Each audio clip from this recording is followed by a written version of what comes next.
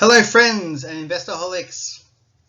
Today I'd like to take a quick dive into the 5 laws of gold from the richest man in Babylon. This little book should be your Bible to basic personal finance.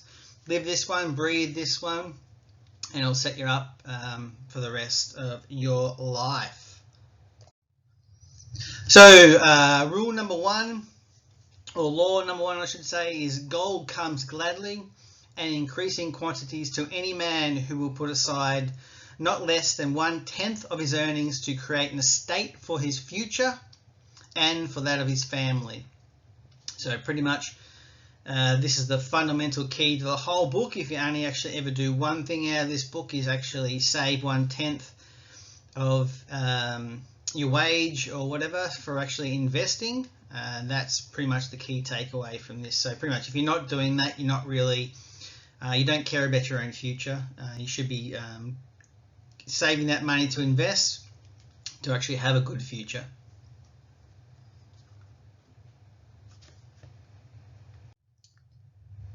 So law number 2 is gold labors diligently and contently for the wise owner who finds it profitable employment, multiplying even as the flocks of the field. So what they're trying to explain here is once you've saved your money, you actually have to find good investments for those savings, because you want it to be working for you, and you should also be taking account of compounding interest. So multiplying your money over time, kind of just letting it do its own thing, but you've got to actually plan that out as well.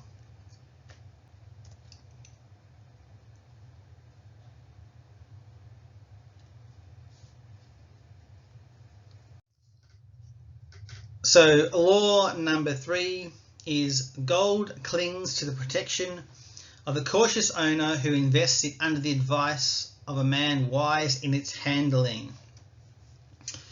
So this one's a riff on pretty much beware of who you take advice from, because you don't want to be taking advice from someone who doesn't actually understand or have the adequate experience in a particular industry or particular commodity or whatever it happens to be, real estate or whatever it is. So if you're looking to buy a house, you want to take advice from someone who's successful in buying houses, or an estate agent or someone like that. Similarly, if you want to buy gold, you don't take advice from your brother-in-law. You take advice from someone who's actually a successful gold trader. So you need to go and find those people to get the best advice in the market to make sure that you're actually protecting your investment. Law number 4, gold slips away from the man who invests it in businesses or purposes with which he is not familiar or which are not approved by those skills in its keep. So effectively, it's a little bit of a riff on law number 3. Pretty much if you're going to go out and invest in things you don't understand, you quite possibly are going to lose your shirt, lose your money. So you definitely need to increase your skills to understand how these type of investments work, whatever it is. Like I say, if it's real estate or whatever, or bonds or gold or whatever it tends to be, whatever your interest is, you actually need to go out and get those skills. Find someone who has the skills and then learn those skills. So law number 5 for getting more gold is gold flees the man who would force it to impossible earnings, or who follows the alluring advice of tricksters and scammers, or who trusts it to his own inexperience and romantic desires to invest. So pretty much, understanding and knowing who you're taking advice from again. So it's a little bit of a riff on the previous 2. So knowing who to trust, finding someone that has good experience, but also you don't actually want to have an unrealistic expectation of what your investment will return.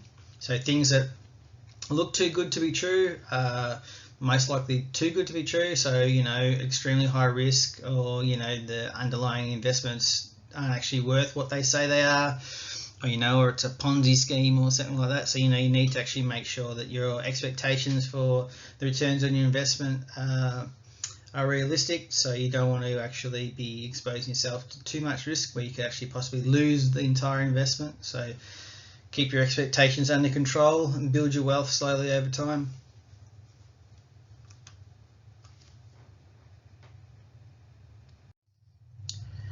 Hi there, Investorholics. Thanks for taking the time to listen through all 5 of the laws of gold from the richest man in Babylon. I use these laws or rules in my day-to-day life, not just investing, but they also help with your philosophy for life. Leave in the comments, let me know which law that you think is actually the most useful. And also give us a thumbs up, that'd be greatly appreciated. And if you're not a subscriber, subscribe. I'm hoping to get lots more content out. I've been a little bit slack over the last couple of months, been working, doing some other jobs. So let's crack the sky and let's build your wealth.